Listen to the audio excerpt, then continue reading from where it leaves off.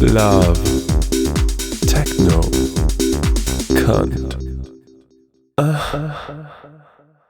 Bonjour, salam, gumo, hello.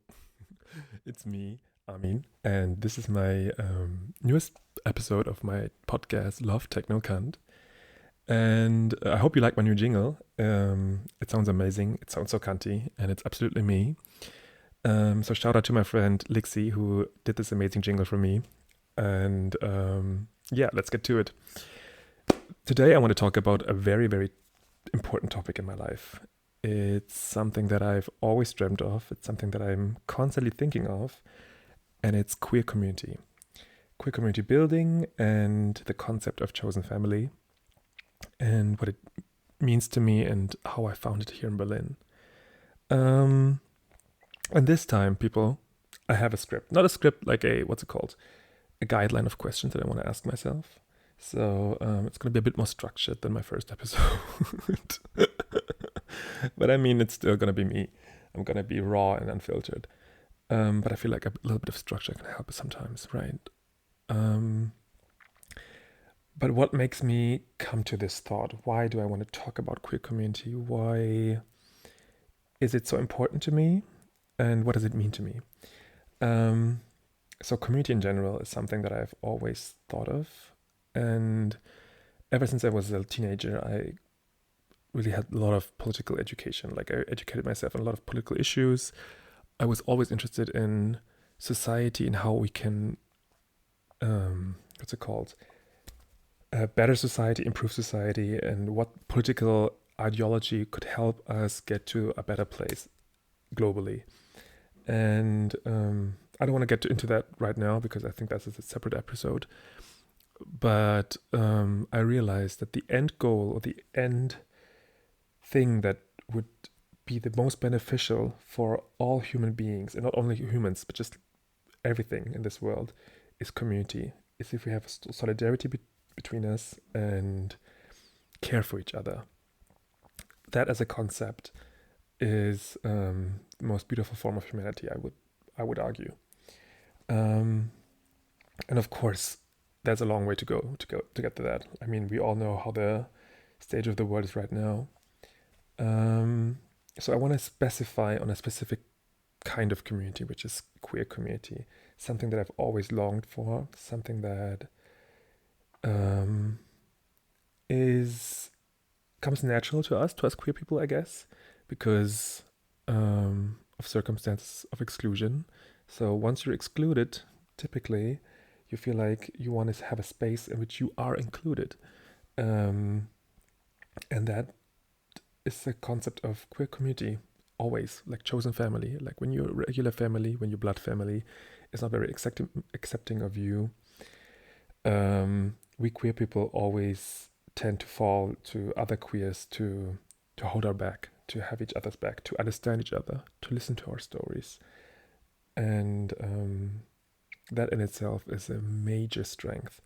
And when it comes to community building, I think every other community would need a slice of the pie which the queer community gives, because the queer community is, for me, like from my experience, the pillar stone of community building in general, because we see what it takes to just have yourself as a contribution to that community, just your pure essence, your personality, your freedom, and we just want to empower that. You don't have to prove anything else, just that respect, freedom, and your own values. Bring your personality out. I hope that made sense. If not, then fight me, honestly. Yeah. So I think queer community building, queer community is something that I've always longed for.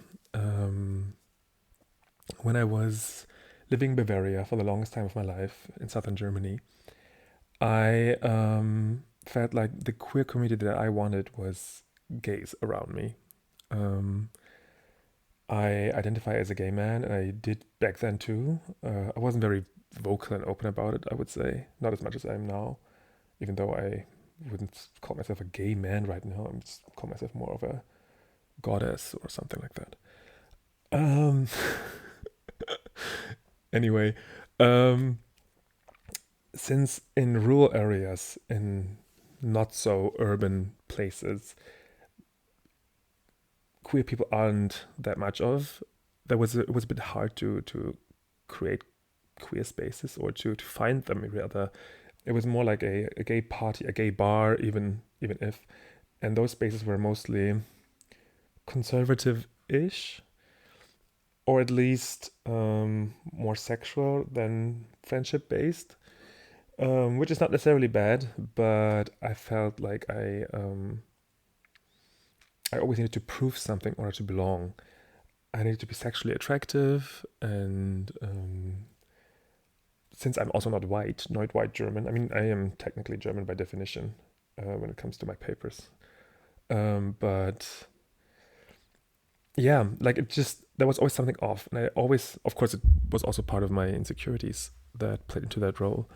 Um, but I never felt like I could connect to other gays. It was mostly eventually like just one-on-one friendships that I had with certain queer people, certain gays. Um, but other parts of the queer community were never graspable. Um, I feel like it also has to do with a lot of shame to allow myself to be free and um, embrace more parts of queer community back then.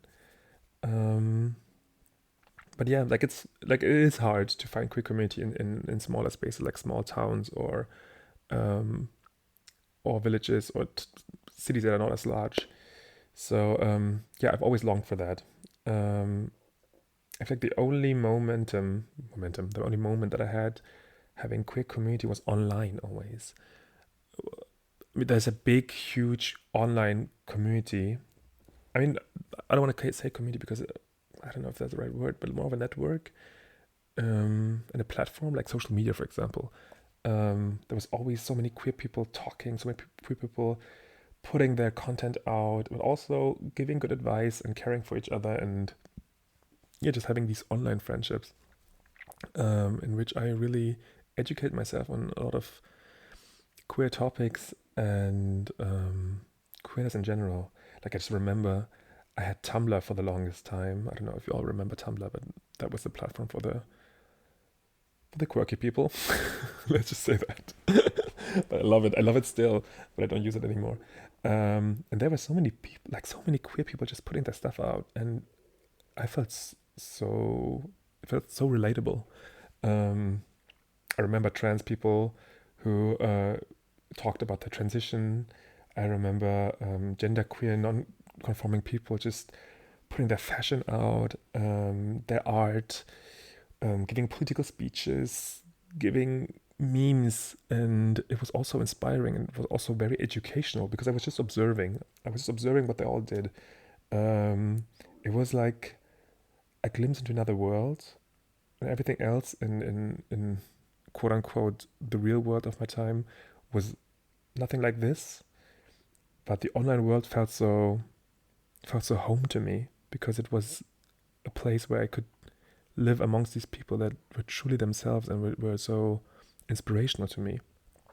Um, and yeah, that's where I also got most of my education when it comes to LGBTQIA issues and yeah, everything about pronouns, about gender queerness, about sexualities, about all the umbrella terms and the things that come under the umbrella, which is a lot of educational content, which I love. Like I love to have it. I love to be aware of that, and it's a journey. Like it's still getting bigger and bigger, and which I love because the queer community is all about diversity and it's all about having space for so many different types of people.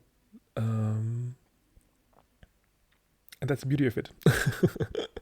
Little side note to my amazement by queers is just every time you think you know all about queerness, there's always another person coming around the corner telling you something about their life, and you're just like, wow, that is just like so enlightening to me.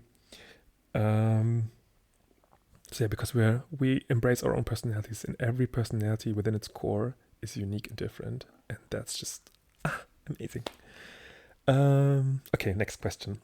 How I don't know if I ever even answered the first question, but I don't care. How did I first experience or become aware of queer community in Berlin? How did I first experience it? Oof, I think going through some bars. I don't want to say Grindr because, of course, Grindr was. For those of you who don't know what Grindr is, it's the gay dating app, mostly focused on hooking up. But I don't want to necessarily claim that gay spaces or exclusively gay spaces are queer, because for the most part they're not. But let's just talk about like open queer spaces. And I feel like the first queer space that I went to was Tipsy Bear Bar here in Berlin, which is a very, very cute, very queer, very, let's just say intersectional queer space. And I remember being there, and it's not a big bar. It's just like very cozy, very like it's like a little family there. But I was so anxious. But I saw that everyone knew each other. I just went in. I don't know if someone was with me. I think I was alone. And I was just like happy to see so many queer people all at once, because I was just used to gays, like gay men. But there was just like everyone. They were all just in their element. And I saw drag queens, I saw drag kings, I saw I just saw performances, karaoke, and I remember having a kiss there. I don't know how it got to get to that kiss, but that was my first kiss in Berlin, outside of my relationship that ended a couple of weeks before. And yeah, I still remember that kiss, and I remember that like everyone was so giggly and bubbly, and I felt like I could let my little child out there, like the little kid inside of me, could be quirky there, which is something that I didn't necessarily suppress, but I felt like there was never room for that. In front of the gays, I always felt like I needed to portray a version of myself that is so masculine, that is so cool. Like I feel like gays have always this thing of being cool, and there I could just be quirky. I could just be quirky and dance along and do karaoke, and yeah, I still felt anxious because I wasn't used to these spaces, but uh, it was it was something. So last weekend I was no, not last weekend, last week I was at a protest because Tipsy Bear got attacked by queerphobic hate crime attack, and it really broke my heart. It broke my heart to see that.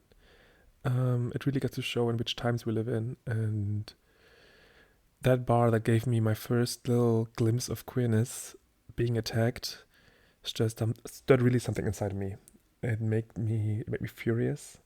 It made me sad, and it showed me that nothing is for granted in this world, and that everything that is deemed freedom for personality, freedom for marginalized people, is gonna be a target, and we have to protect it. So yeah, that on the political side note. Um, so what moments made me feel truly held, seen, or safe within queer spaces here?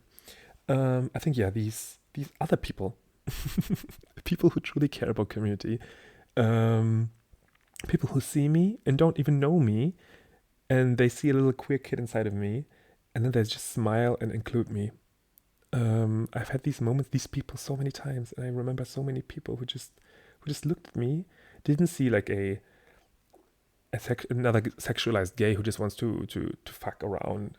They just saw a queer kid who just wants to belong somewhere, embraced me, asked me where I'm coming from, what I'm doing here, what my favorite karaoke song is, and there was nothing. There was no ulterior motive. They just wanted to include me, and thinking about it makes me tear up a bit. It's beautiful. That's what a community is supposed to be.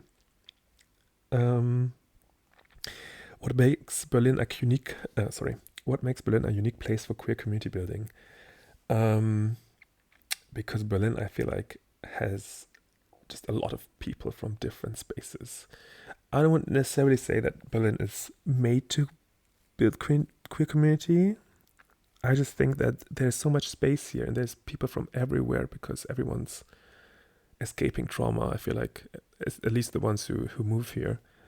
And since there are so many like-minded people, we all have this inner longing to find people who understand us. Communities arise. We connect each other. We see each other. We want to see each other, and also because of this, the rich history of Berlin. Like, I think the city has a lot of trauma, and traumatized people who want to heal will find a way to heal, and community is always the way to heal. So I feel like naturally, healing spaces, queer spaces arise. Yeah.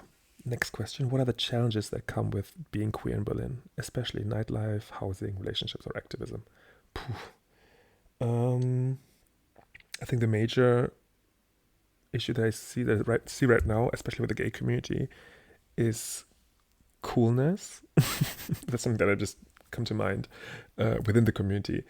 That gays want to always be cool or they project their childhood insecurities by being excluded from masculinity, by being ridiculed for being too feminine. And now they have this space where they see so many other gays, and then they project patriarchal stereotypes to be seen as cool and to be seen as more valuable than other gays or queers. And that is a problem. That is venom for the queer community, venom for their own mental health, and just disappointing. What other challenges come? I think the biggest challenge is, of course, politics that is directed against us, specifically against trans people. I mean, we just have to look at the UK with the Supreme Court ruling that decided to basically say fuck you to all trans women. Then we have to look at the US and basically all over the world where trans people are being targeted.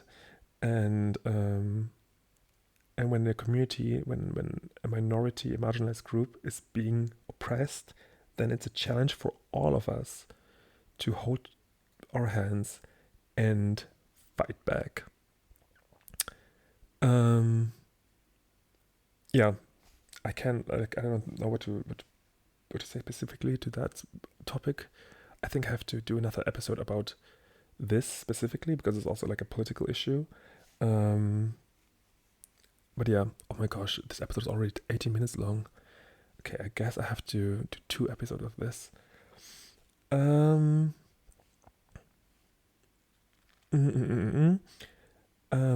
Let's talk about friendships, because I feel like this is the gist of it all.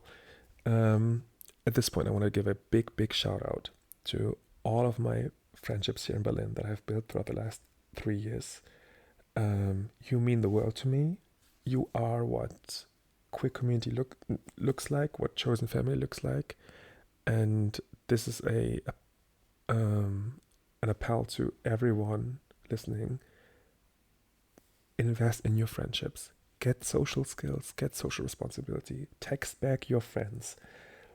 Be proactive, even though maybe the other person might not have the energy right now, but invest into it. Give yourself some patience.